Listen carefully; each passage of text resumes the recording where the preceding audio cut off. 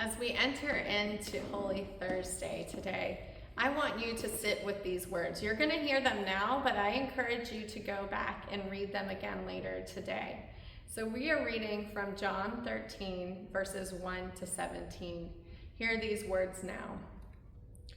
Now, before the feast of the Passover, when Jesus knew that his hour had come to depart out of this world to the Father, having loved his own who were in the world, he loved them to the end. And during supper, when the devil had already put it into the heart of Judas Iscariot, Simon's son, to betray him, Jesus, knowing that the Father had given all things into his hands, and that he had come from God and was going to God, rose from supper, laid aside his garments, and girded himself with a towel. Then he poured water into a basin and began to wash the disciples' feet and to wipe them with the towel with which he was girded. He came to Simon Peter, and Peter said to him, "Lord, do you wash my feet?" Jesus answered him, "What I am doing you do not know now, but afterward you will understand." Peter said to him, "You shall never wash my feet." Jesus answered him, "If I do not wash you, you have no part in me." Simon Peter said to him, "Lord, not my feet only, but also my hands and my head." Jesus said to him, "He who has bathed does not need to wash except for his feet, but he is clean all over.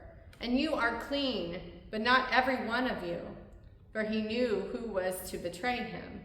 That was why he said, "You are not all clean."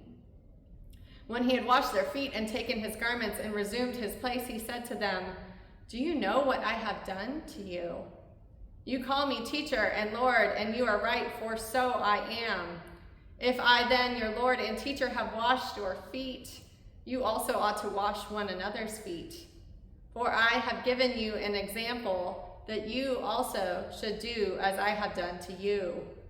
Truly, truly, I say to you, a servant is not greater than his master, nor is he who is sent greater than he who sent him. If you know these things, blessed are you if you do them." The word of God for the people of God. Thanks be to God. We enter into Holy Thursday, a day that is filled with symbols.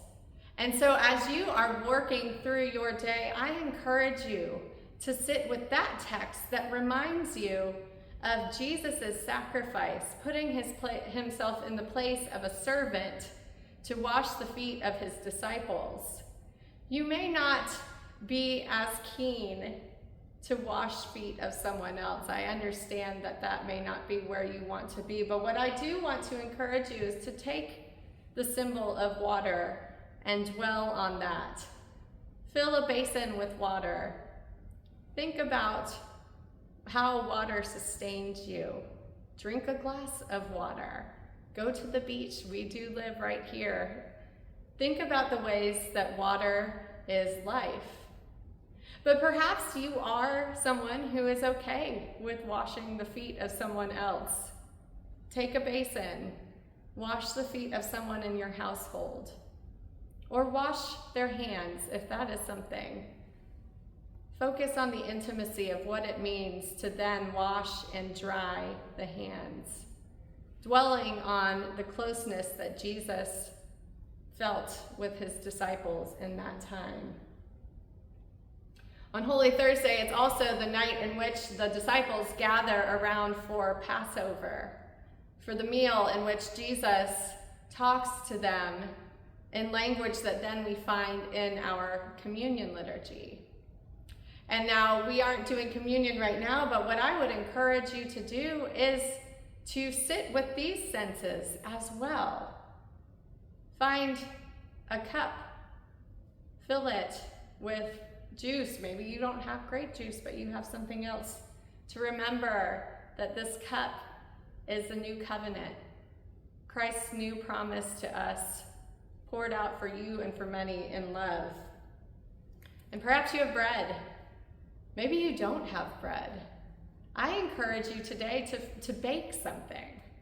Fill your house with the smells of baking bread or cookies or cinnamon rolls or something that reminds you of the life of Christ. Because then Christ comes to his disciples and he breaks the bread and he passes it out to them and he says, "Do this in remembrance of me," a symbol of Jesus' sacrifice for us all. And so as we are moving closer and closer to the cross in this very last night before Jesus is arrested, I encourage you not only to sit with the Word of God, but sit with the symbols. Sit with the smells, the feel, the taste, what you hear, what you see. May you experience Christ's love today.